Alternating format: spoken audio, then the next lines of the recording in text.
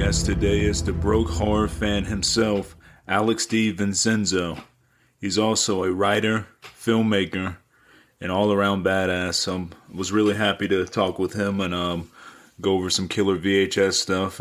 If you don't know, he also partners up with Witter Entertainment, and they make all the really killer special edition VHS releases of a lot of cool films that I like, and a lot of good stuff. And yeah, we talk horror and a little bit of everything and stuff. So if you're a fan of VHS, this is the podcast episode for you. Hope you enjoy. All right. Alex, thanks so much for being on my podcast. Thank you for having me, man. It's been a long time coming. I feel like you've been supporting Broke Horror Fan stuff for years. So thank you for the continued support. Oh, it's my pleasure, man. I love what y'all do. I love what you do with Witter Entertainment. Like with the VHS stuff, man, you've taken a lot of my money. Thank you for giving me a lot of your money. Yeah, that Mandy VHS is like my prized possession. I don't even take it out the box. I'm sorry. Dude, it's my prized possession too. When we were, not to get too far ahead of myself here, but when we were first starting the VHS stuff, we kind of made a list of like, here's movies that would be like amazing if we could do VHS. And Mandy was like one of those like top 5 white whales, we were calling them. And we got it, which is incredible. Yeah, it's my prized possession. And I also own another VHS version I got off of eBay. It was one of the promos for Mandy when it first came out. I had to like hunt it down because it was sold out when the film dropped. I found that one, but yeah, it doesn't compare to what y'all did like artwork wise and like the big box version. Like my wife tells me to run out of room, so she bought me some more shelves. So I guess that's telling me something. That's a good wife. Yeah, very much so. So, how did everything start, man? Like, where did it begin? Like, Broke Horror Fan, how did all that come about? Yeah, Broke Horror Fan, I launched in 2014, actually July of 2014. So just about now is the anniversary. I had been writing for a bunch of other horror sites over the years. I wrote for Horror Hound, Dread Central, Hour in the Head, Horror News, a bunch of them. And I kind of just got tired of being like caught up in the news cycle. Basically every site, and don't get me wrong, a lot of those outlets are great. All of the outlets I wrote for, I have no complaints about. But they were all kind of doing the same thing, and I just got bored of it, particularly like the amount of work I was putting in, usually for no pay, sometimes for, peanuts of pay. So I kind of just want to do my own thing, find my own niche, and kind of be my own boss. So I launched Broke Horror Fan to focus on merchandise and memorabilia, which is stuff that, I collect. I'm a collector myself. I am a Broke Horror Fan. That's where the name came from, of course. Mm-hmm. So, just highlighting cool, whatever, shirts, Blu-rays, vinyl records, VHS tapes, posters, anything that has a horror movie on it, or that I think horror fans will like, I will post about on there.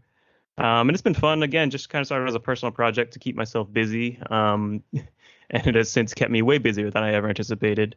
But it's a lot of fun. And then after a few years, I teamed up with a friend of mine, James, who runs Witter Entertainment, to do these officially licensed VHS tapes. And it was kind of a similar situation where he was like, he kind of approached me like, you have this brand, he knows it doesn't, you don't make a lot of money running a blog these days, if any. Mm-hmm. So he was like, let's do some kind of merchandising. I had done like a shirt or two, but again, I didn't want to kind of compete with the multitude of other places already making cool stuff. So, we were talking about what we could do to merchandise. And again, there's so many great shirt companies. There's great, screen printed poster companies, stuff like that. So we wanted something that didn't have a million competitors that were already established and, could do better than we ever could. So we landed on VHS tapes, something, we both have a lot of nostalgia for and affinity for. And we knew it was a super limited market. And there's only a few other companies out there doing it the way we're doing it in terms of, officially licensing modern titles. So we launched with Victor Crowley, was our first tape in 2018. Also July, actually. I guess July is a good month for the site. Sounds like it, yeah. Yeah. And we've since, gone on to include Mandy, like we talked about. We've done Psycho Goreman, Color Out of Space, Host, Terrifier, Willy's Wonderland, Nightmare Cinema, The Woman, Yoga Hosers, a lot of really, really cool movies from like filmmakers we love. Plus, we've done some smaller movies that, they don't have the marquee value of, say, Nicolas Cage, but there's like really cool titles like Director's Cut and Extraordinary, movies that we felt passionate about that also kind of made sense for the format. Hmm. No, that's killer, man. Like, yeah, I own about what you just said there. I probably have like five of those titles. Everything else is sold out before I can get to it, which is great. I think that's badass that people are like, going after the VHS tapes like that. It's amazing. I love seeing that. And I hope it continues. But It that really bit. is. We sorry, I mean to cut you off. Go ahead. Oh, go ahead, go ahead. No, it really is amazing. We didn't expect it to take off the way it did.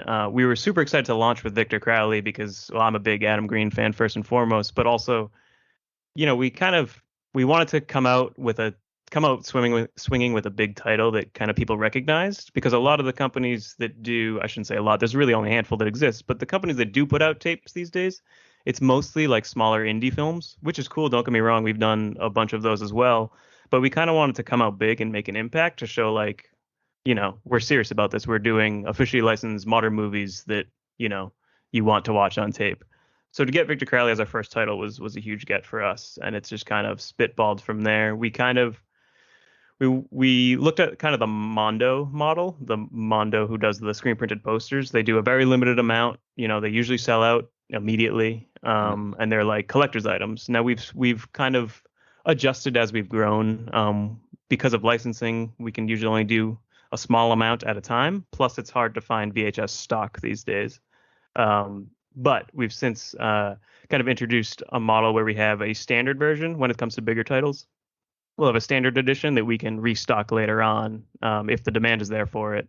And then we'll also have these variants that are limited to like maybe 50 or so of a title, and those usually sell out really quick, and then they're gone for good. So it's a cool thing for collectors. But if you do just want the tape to watch the movie, we try to keep bringing back the standard editions when it's possible. That's killer. What is the process like getting the rights to these films to be like, produce them as VHSs? Is that like a big thing, or how's that go? It's a little different for each person, or each distributor, I should say. But we've generally had success with it. We led with, again, Victor Crowley, which was put out by Dark Sky. And I had been in contact with Adam Green because Broke Horror Fan sponsored his podcast, did like a charity live event, and Broke Horror Fan had sponsored it. So I was in contact with him. He knew I was a big fan, so he put us in touch with the right person at Dark Sky to kind of get the ball rolling. And that one, Dark Sky ended up producing the first tape, or manufacturing, I should say, that tape, which was cool, saved us like a lot of trouble. But it also, we kind of realized we wanted a little more creative control over what goes into it. Hmm. So since that first tape, again, James at Witter and I literally do every step of the process from, we crop the movies to 4:3, we do duplication, I design the VHS sleeves, James ships them all out. So it really is just in-house, two people doing all the tapes. But since we had Victor Crowley, it kind of helped kind of get our foot in the door at other companies. Our next like big contact, I think, was at Epic Pictures, which had Dread, their horror label. I think it was Dread Central Presents at the time. Now they're just Dread. Hmm. Somebody over there took notice, and we talked to them, and that got us Terrifier, which was like our next big title. And then we got in with RLJ through Fangoria. We did Satanic Panic, which they had produced, and that got us in to do the RLJ titles like Mandy and Color Out of Space and Psycho Gorman. So we've been really fortunate to work with these really cool distributors that we love. We also have a good working relationship with Arrow Pictures, who does, obviously amazing stuff on Blu-ray. Right. They've been super nice. I know I'm forgetting a bunch of distributors we've worked with, but it has been surprisingly receptive to the idea. Usually, like when we first pitch, they'll be like, like, are people really buying VHS tapes? But I think they realize, particularly when we have a filmmaker on our side, we'll often try to, if we don't have a contact at the distributor, we'll reach out to the filmmaker and be like, here's the deal, here's what we do. And then they'll put us in touch with the right person, the distributor, and having them kind of in our corner, having the filmmaker be like, I want my movie on VHS.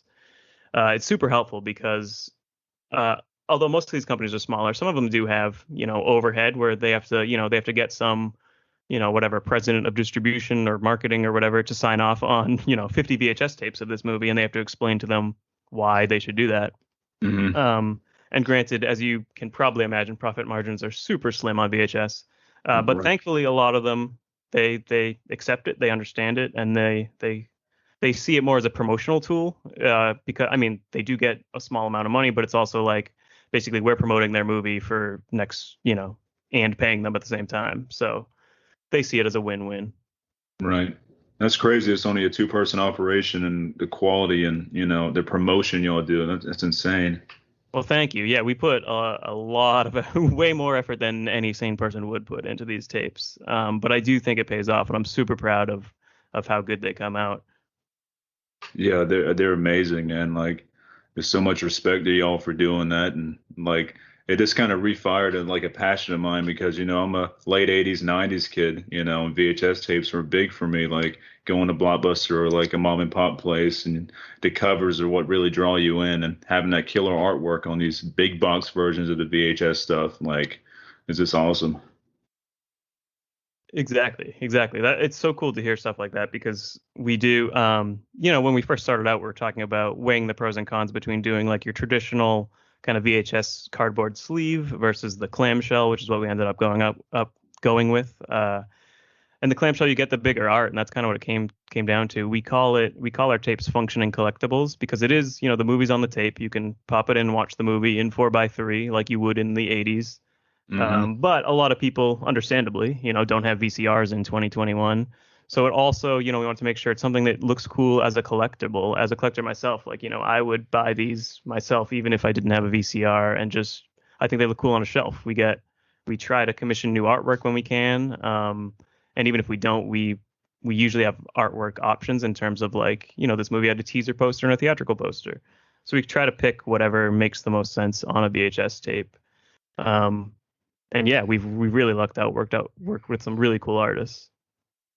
Yeah, that's a big draw, man. Like covers sell when it comes to stuff like that, especially if somebody's not, they're not familiar with the film and stuff. Like when we see a badass cover art, like that just really sells it. Exactly. I got to give a shout out, and I might be butchering his name. He's a Greek artist, Vasilis Zikos, I believe is how you pronounce it. But he's done covers for like he's like a go-to artist. Not all of our tapes, but he did our Mandy standard, our Terrifier standard, a Victor Crowley variant. He's just incredible. Love working with him. We've worked with a lot of really cool artists, but he's sort of our go-to whenever we can. And if anyone else needs artwork, especially horror, he kind of has that old school painterly style, and he's incredible. It's crazy that he will still work with us because I thought as soon as he got on, especially Mandy, because of how many people saw that tape, Mhm. I thought people would be hiring him left and right. And I think he's got some work for it, but seriously, if you need him, look him up. Vasilis Zikos. Killer. So I'm thinking, was Mandy your best seller so far? Mandy, it's hard to gauge. We need to restock Mandy again, technically. I think we sold like 350 in a day, which is the fastest we've sold that many tapes for sure. But over time, we've sold, I think, more Victor Crowley and more Terrifier. But I think once we restock Mandy, which we are planning to do within the coming months, that will probably top them. And Psycho Gorman is pretty close behind. That one sold out really fast as well. That's killer. Yeah, I'm kind of like the head of the Mandy cult, I guess you can say. Like I'm obsessed with that damn movie. It's my favorite film. When I first watched it, it just blew me away. Something about that film, man. Like Panos is a genius, and I'm a big fan of everything Spectrovision does. So that's good to hear that Mandy sold out like that. There's more people out there like me that kind of worship that movie because you either Yeah. like it or you either love it or you like I don't understand it. You know what I mean? Yeah. No. It's kind of like you hear the term cult classic a lot these days, but I feel like there's not a lot of modern cult classics. But that one really fits the definition. Um, I feel like when it played on The Last Drive-In with Joe Bob Briggs recently, it kind of opened up the gates for even more people. And I definitely saw that kind of reaction on like when people were live tweeting. It was either love it or hate it. Hmm. And yeah, no, I'm definitely firmly in the camp of loving it, and I can't wait to see what Panos does next. I think it was like 6 or 8 years between his first two movies, so I'm hoping it's not that long between his next one. But either way, I know it'll be worth the wait. Yeah, definitely worth the wait. And yeah, on those live tweets with Joe Bob, I always see you on there because I'm always on there. I tell my wife, all right, 9 o'clock, when it plays on our time and stuff, like it's time to watch Joe Bob. So I'm gonna be live tweeting. So I won't really be watching the movie that much, but it's like it's so fun, man. It's like a big giant community watch. Exactly. No, especially so I watched the Joe Bob stuff during the first two seasons, but didn't really join the live tweet. Like I would look at Twitter, look at the tweets while it was going, but didn't really participate that much. Hmm. But then during the pandemic, well, maybe that was season two was during the pandemic. I don't know. Time is a blur because of the pandemic. But Right. during the pandemic is when I started like really getting into it, and it really made me feel like connected to people for the first time in several months because we had been in lockdown for so long, and it was really cool. It was almost like going to a horror convention without leaving your couch. Right. And it's really good for the introverts like myself who don't really, associate with too much people. It kind of freaks me out. But, I've been in a band for 17 years. I can deal with all that stuff on stage. But man, outside of that, I'm like introverted as shit, It's a man. It's different so piece. weird. I No, don't understand. I'm the same way. Like I've like hosted panels and stuff at conventions, which like I can do, but if I'm like in a group of people, I will not say a word. Yep, that's me. So it's so cool. Like, you're not alone when you're watching Joe Bob if you're online tweeting and stuff. I do that, and there's also couple of Facebook groups I'm in. They do a live tweet, so I'm like juggling like three different apps going on at one time. Like, all right, oh, let me check back to this one. Let me check back to this one. Oh, the show's still going. All right, check this. I'm like, and it's always cool when you hit like a good one-liner and you get like a ton of likes and shares, and it's like, oh, that's awesome. Yeah, no, there's probably it's probably like bad for humanity as a whole, how like not to get philosophical here, but how like eager we are for to please strangers on the internet and like get engagements on tweets. But it feels like an accomplishment when you like, somebody laughs at your dumb joke or whatever. Yeah, definitely. And like you said, it might not be a good thing for us, but unfortunately with these times like internet stuff, like yeah, it's like trying to get a laugh where you can, I guess. It makes you feel better than, I guess sitting by yourself watching. Yeah, exactly. Which is fine too. I've done it before. Like there's a couple times I didn't live tweet or anything, but yeah, it's cool though. Like his reach, the Joe Bob show and stuff, like it's hitting so many more like different groups of people that don't really know the good classics and stuff. Like it's spreading so much good horror all over the place. Yeah, and it's insane how big he's got. I mean, obviously, that first season broke the internet, or that first marathon rather. Hmm. Broke Shutter there for a minute, and I feel like it's only grown every season. I feel like the live tweets get bigger, the events get bigger. As we're recording this, he's doing his live event at the Mahoning Drive-In, Yep. which I wish I was there. Me too. I was there last weekend for VHS Fest, which was awesome. But yeah, hard to pass up Joe Bob. But no, it's awesome. Like the cultural reach he has, and the way, like you said, kind of introduces like a new generation to the old stuff, and also introduces, I feel like, the people who grew up watching him on Monster Vision maybe aren't that up to speed on newer horror stuff, and he plays a lot of that too, which I think is cool. I think those are my favorite nights when he'll play like, an old movie, an old classic, and then something new that maybe you haven't seen before. Hmm. Yeah, I agree with you on that. And yeah, with Monster Vision, I didn't grow up with cable. Like I had cable off and on, so I do remember some of those being on what TNT and stuff, but Yeah. vaguely. But it's enough that I remember him, and it's cool. It's like that nostalgia effect kicks in. Yeah, absolutely. And I gotta say, my favorite episode so far was the Phantasm marathon he had. Oh man, Phantasm is one of my favorite films. One and two are my favorite out all of them, but that marathon was amazing. That was really good, and that was Christmas, right? Everyone thought he was gonna play like a Silent Night, Deadly Night marathon or Yeah. something, and then yeah, that was funny. I enjoyed that, and I it's one of those movies. I actually just rewatched it recently, Phantasm, and it moves up my list of favorite horror movies with every watch. I like it more and more every time. There's something about like the atmosphere, and yeah, no, just a kind of a perfect horror movie. Oh, totally agree. And it haunts me because back when I was younger and stuff, I used to get sick a lot with like migraines and shit. So I wake up in the middle of the night if the TV's still on, for some fucking reason, Phantasm would always be playing, and this torment me. It tormented me so much that I ended up enjoying it. Like, okay, I'm gonna watch it without having like a migraine headache and stuff. Like, oh man, this is fucking great. But the tall man has been stalking me since a kid, small. So, Good on you for facing your fears. so yeah, I saw some of your posts with the VHS Fest. That shit looked badass. How did that get started? Do you know anything Um, like? it was awesome. It was so the Mahoning Drive-In is this kind of this mecca for genre films, or really all film, but I think they do a lot of genre stuff. In Pennsylvania, it's like maybe an hour or two out of Philadelphia. Um, Laheyton, I think is how you say the town it's in, but I'm not positive. Mhm. And 5 years ago, they started this thing called VHS Fest. They do a lot of like programming that's thematic, I guess you could say, like mini festivals. They'll have like a Kevin Smith night and play two or three Kevin Smith movies or something like that. Um, and yeah, so 5 years ago, I believe Lunch Meat, who's another company that does VHS stuff, a lot of really cool stuff. They've been Mhm. doing it for a lot longer than me. They helped kind of kick off this VHS fest there.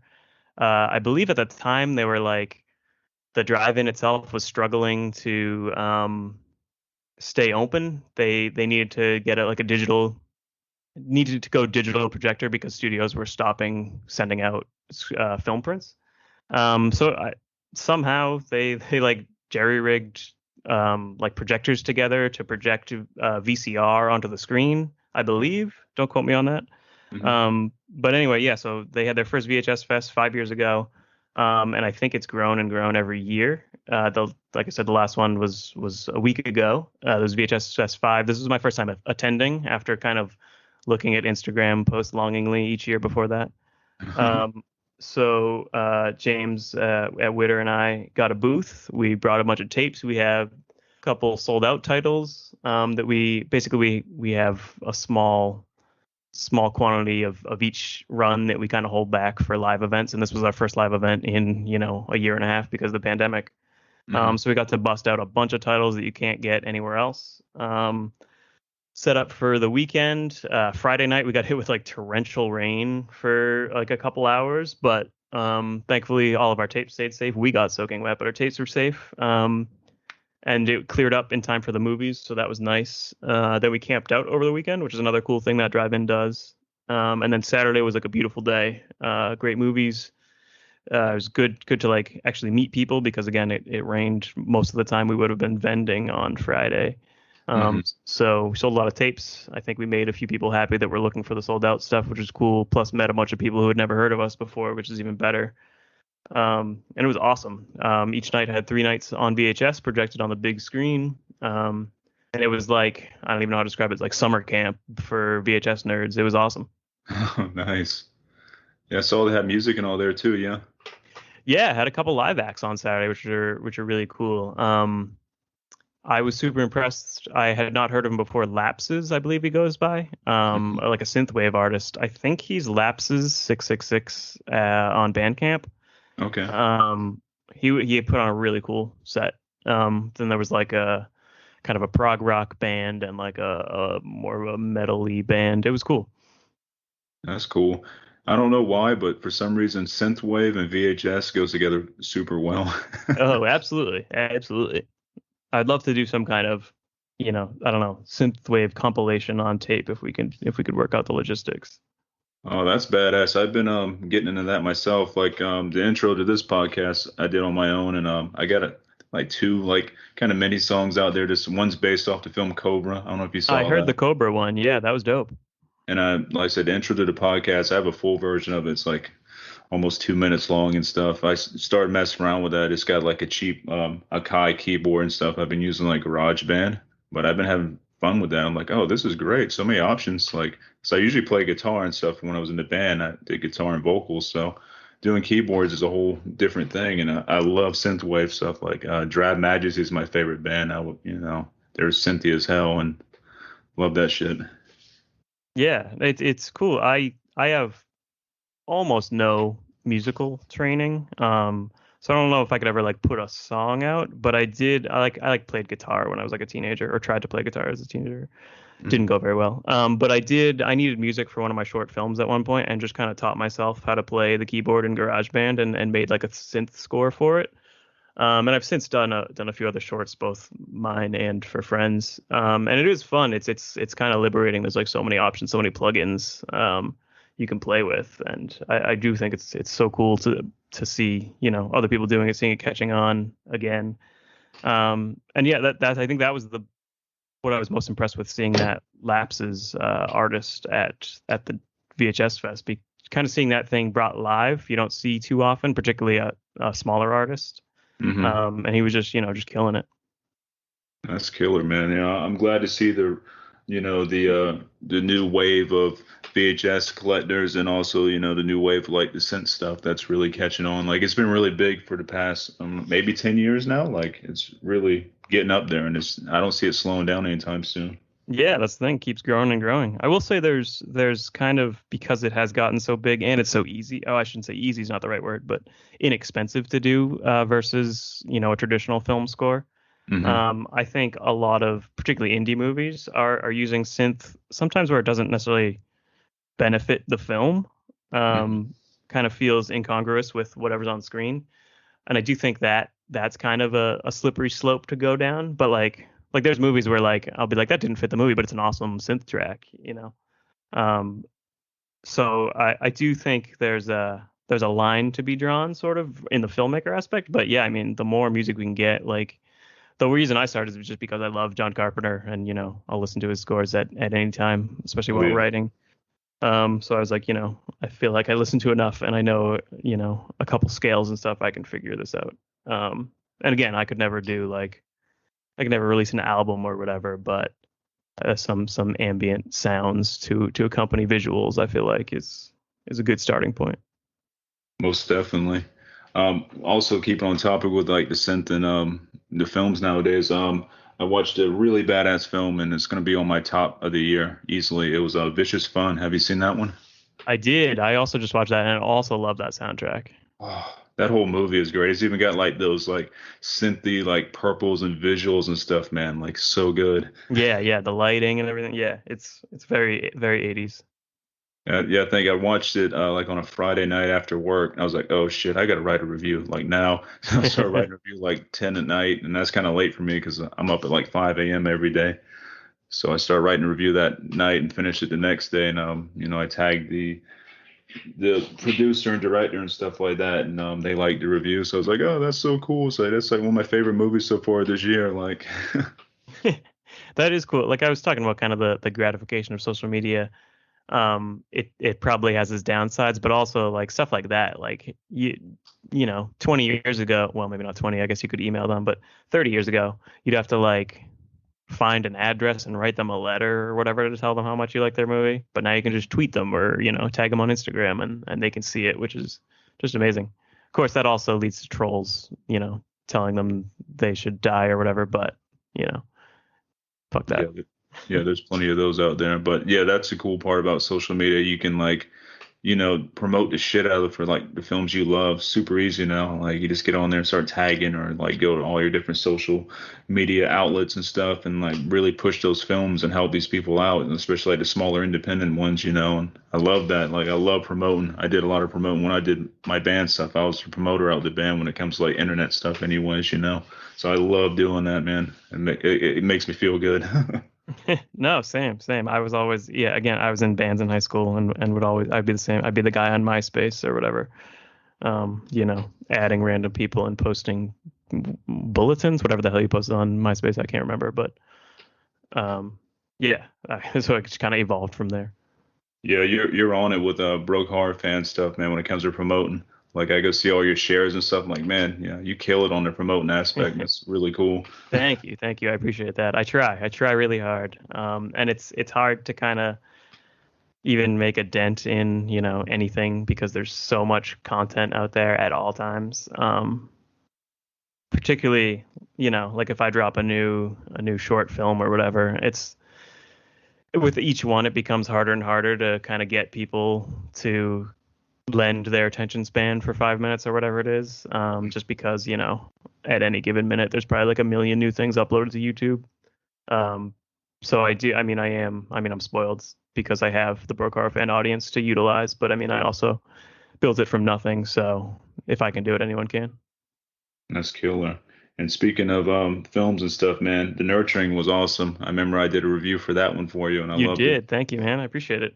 That was my. I had done a bunch of stuff that was more comedic. It was all horror based. That's obviously my thing. I'm obsessed. But I had done kind of horror comedy stuff.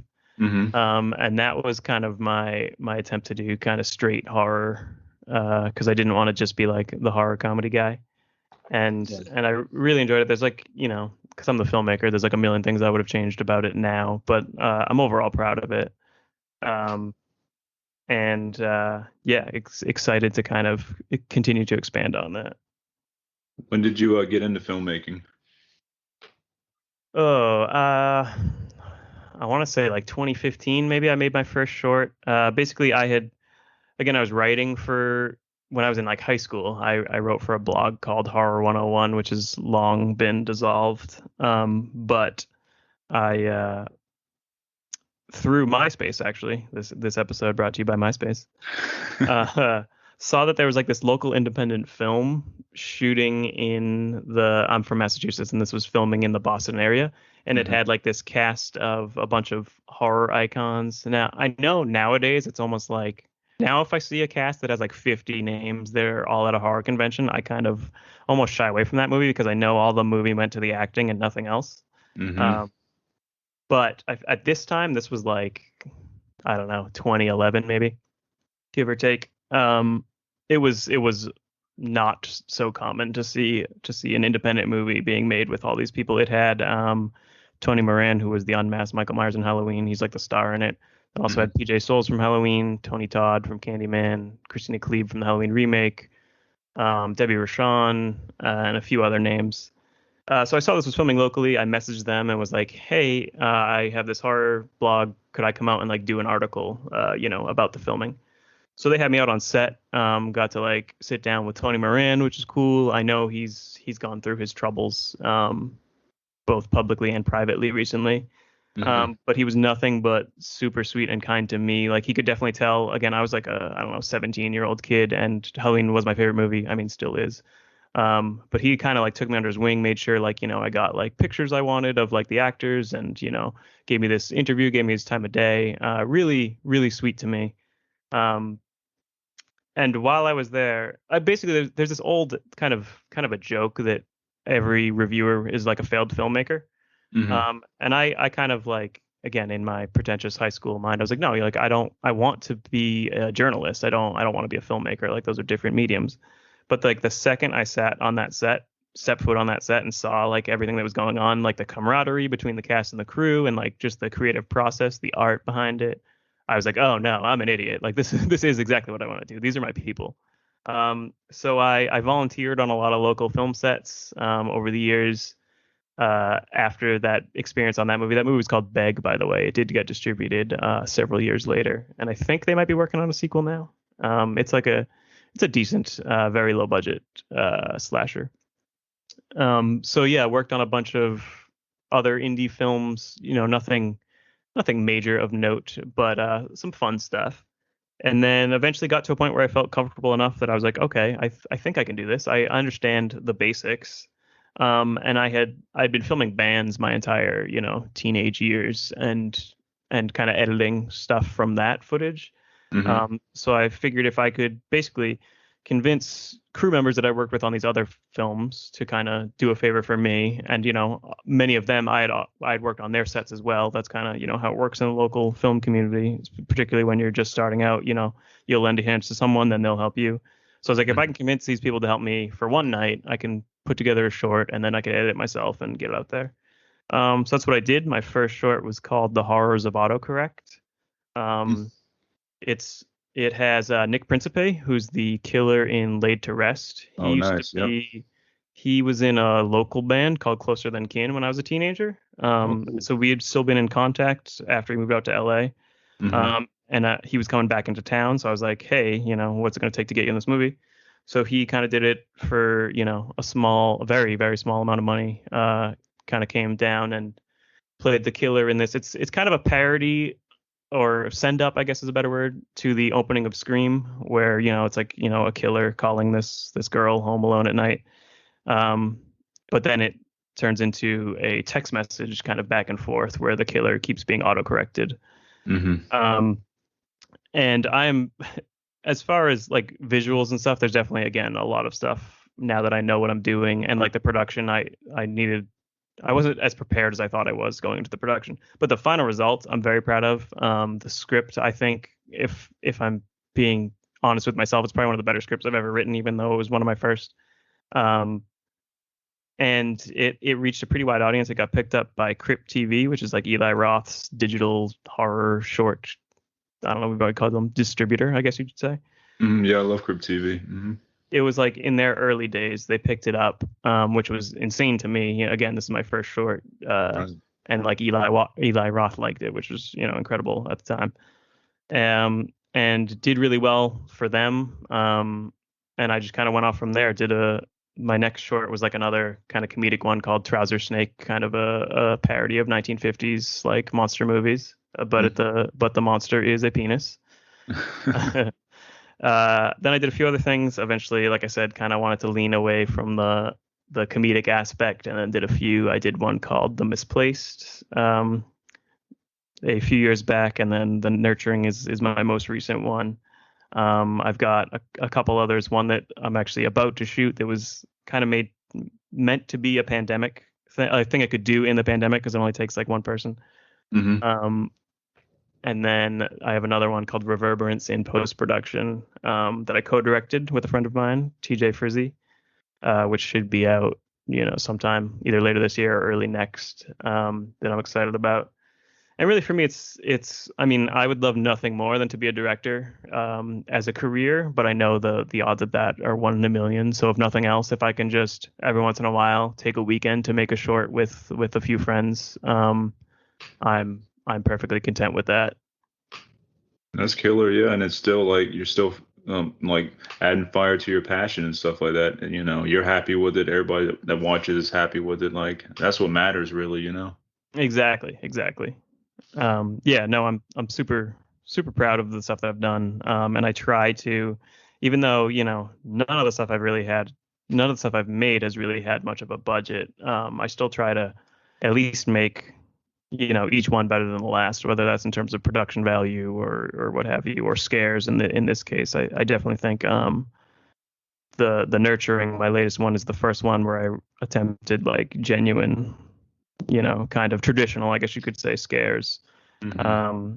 And thankfully I've gotten a lot of feedback where people say that one of the scares got them, which is incredibly gratifying.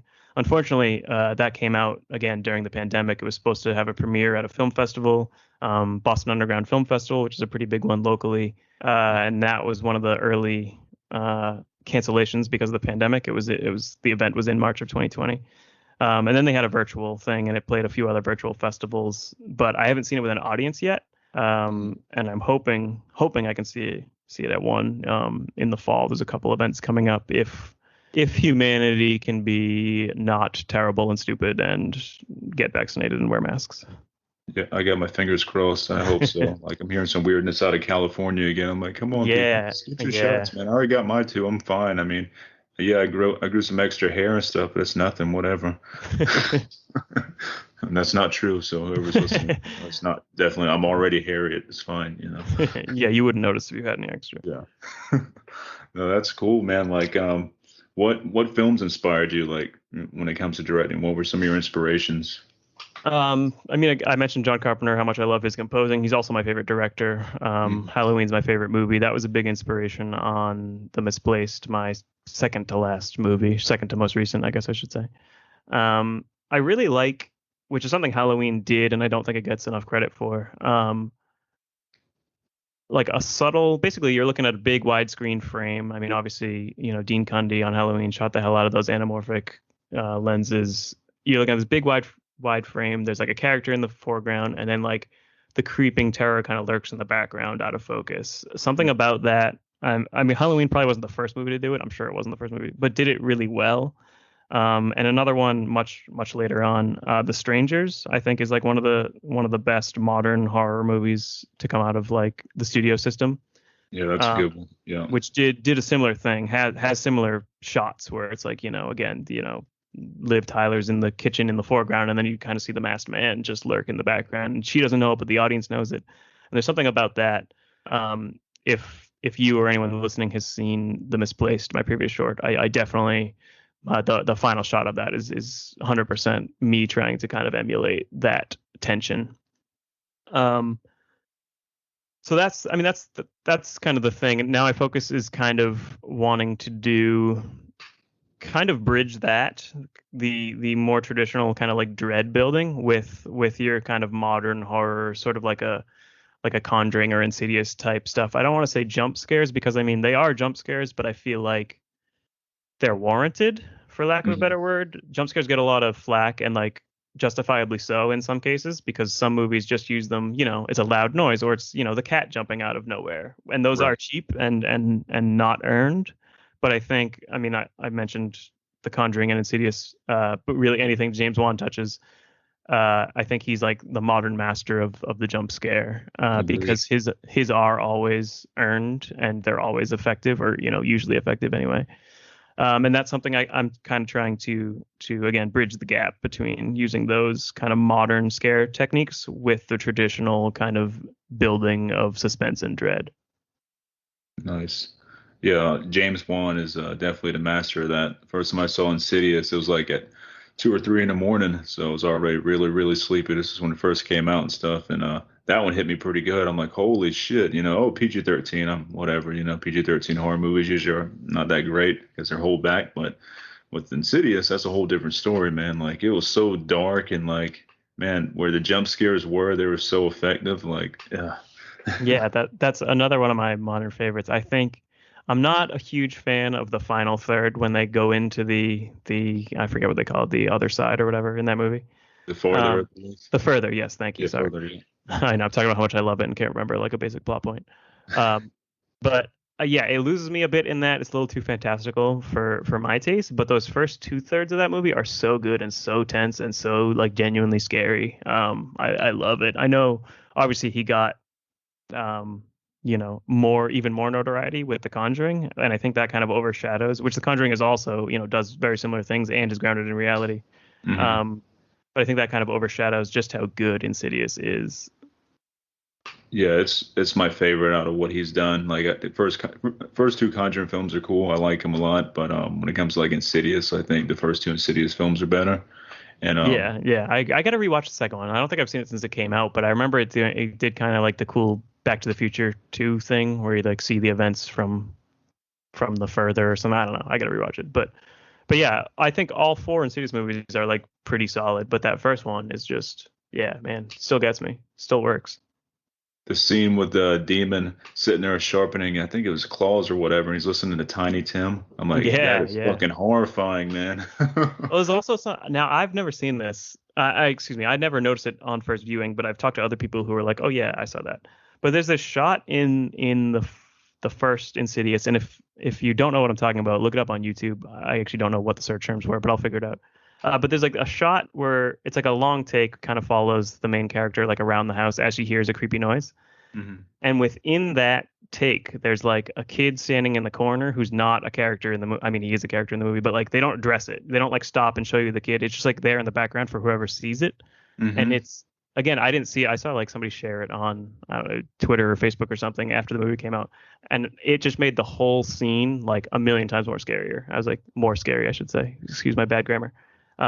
It's just like stuff like that. Like you don't see stuff like that very often in a relatively major movie. So I love that.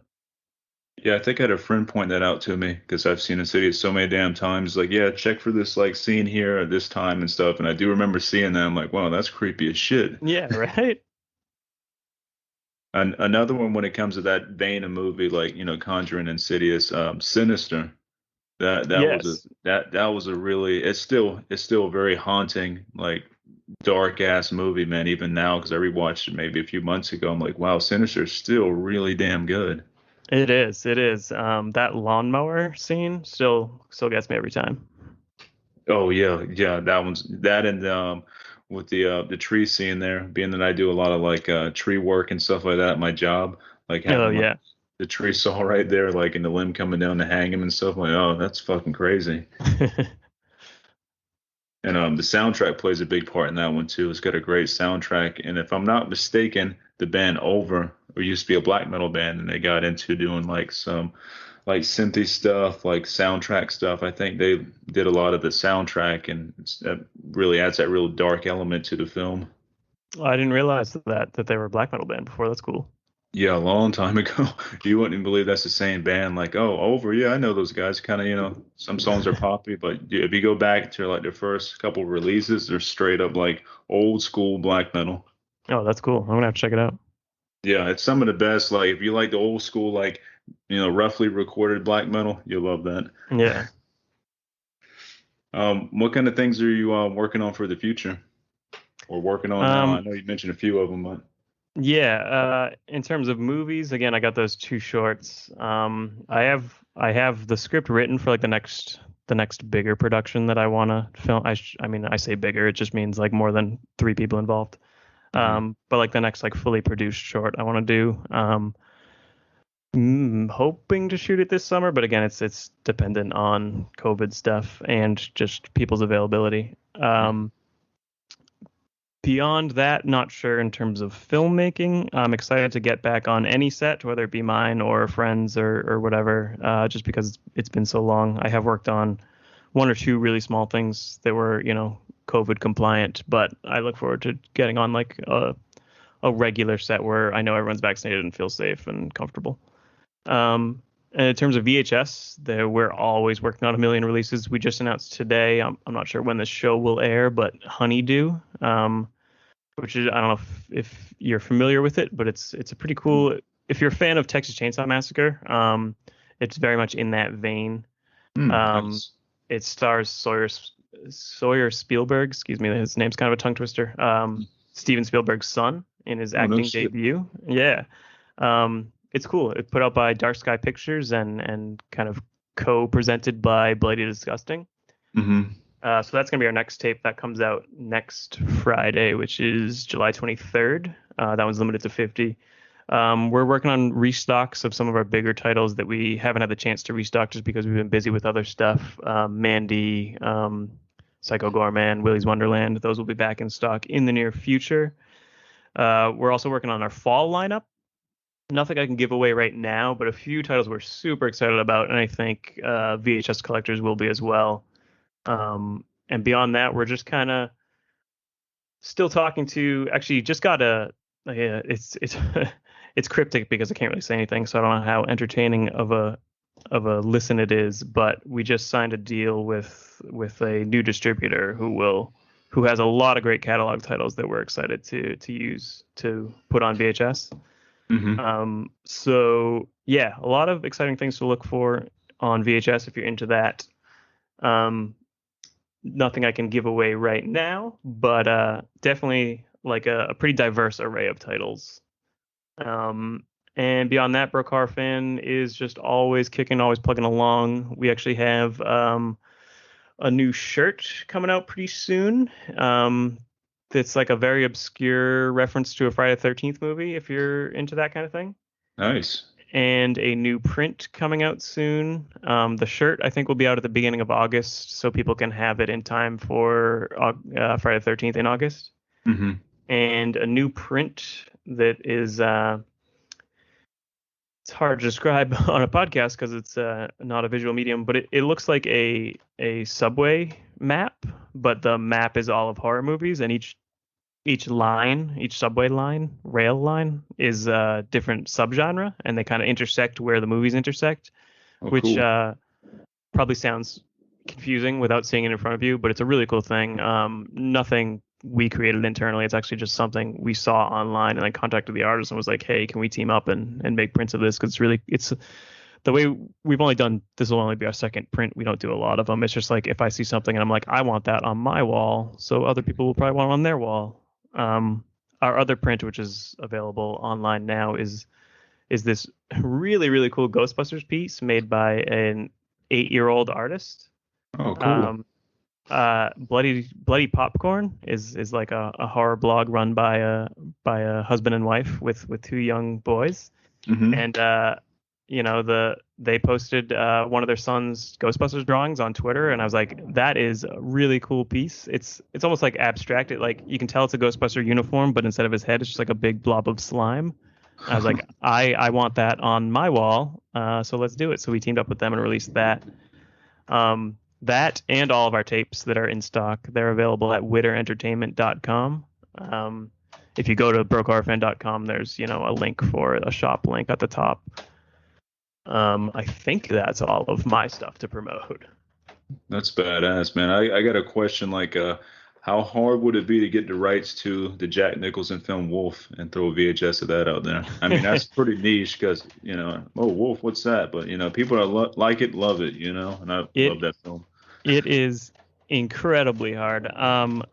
Again, we've had luck with the distributors that we've worked with, but we have reached out to some bigger studios on stuff, and it's impossible. Like they won't even, without knowing the exact person to contact and like have someone to introduce us, like they're not going to give us the time of day. And I understand they're these billion-dollar corporations. They're not going to care about if we give them a couple $100 to put some movie they don't even remember they have on tape. We're not saying never. We're hoping we can do some of the bigger stuff. Like people will ask us about titles like, I'm trying to think of an example, like It Follows or like The Witch, which are like two of my favorite modern horror movies, but they're at studios that are much bigger. So it's kind of harder to get our foot in the door. But we're never gonna say never. Last thing I wanted to ask you, you got any recommendations for like what you're watching now, movie wise, TV wise? Oh, well, I just watched the first two Fear Street movies. The third one came out today as of this recording. And kind of been having a blast with them. They're a little silly, a little campy, but kind of in the perfect way.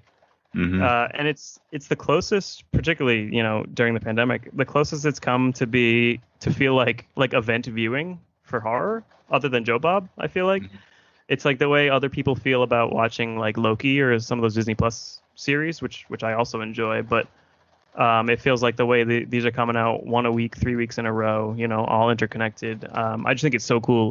It's very ambitious of Netflix. Obviously, they'll drop a full season in a day, and then Right. everyone will love it for that weekend. But then I feel like by the next week, everyone's onto something else. So I think this is really cool. It's kind of exciting to see that people.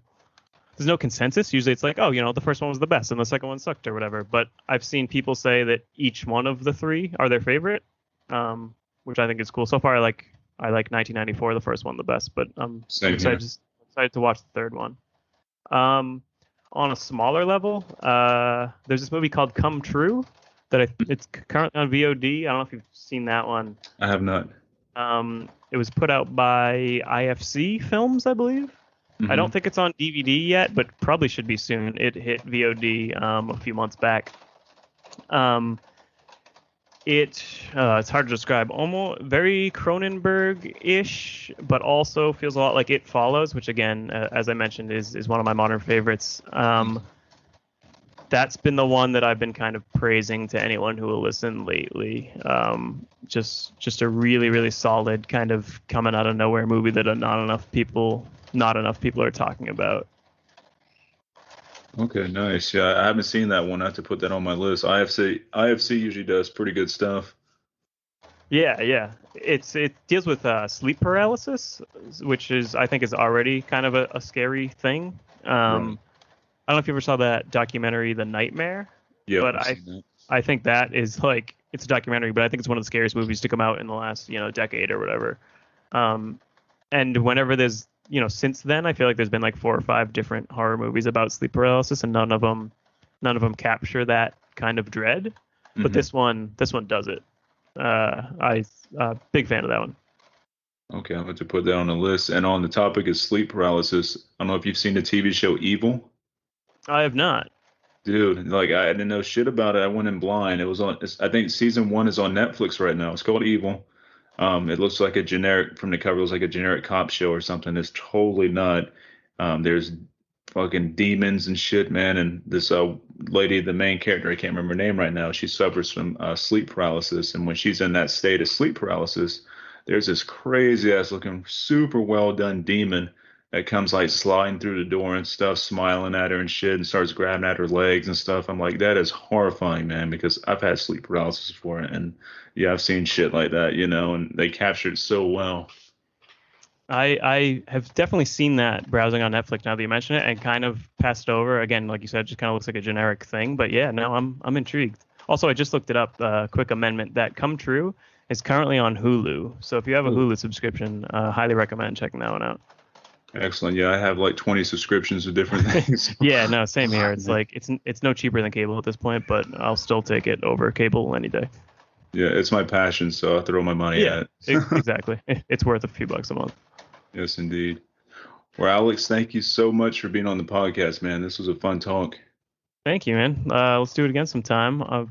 Maybe when we can put out and when we can announce a few more tapes or something. This is a fun chat, and again, I really appreciate your continued support. You're always like the first one to retweet and share on all the social medias. Really, you're on top of shit. So thank you. I appreciate that. Yeah, and I do my best, man. I like doing it. It's fun. I love supporting things I love, and y'all do great work, man. I really appreciate what y'all do. Thank you. Awesome. Well, take care. Thank you. Have a good one. You too.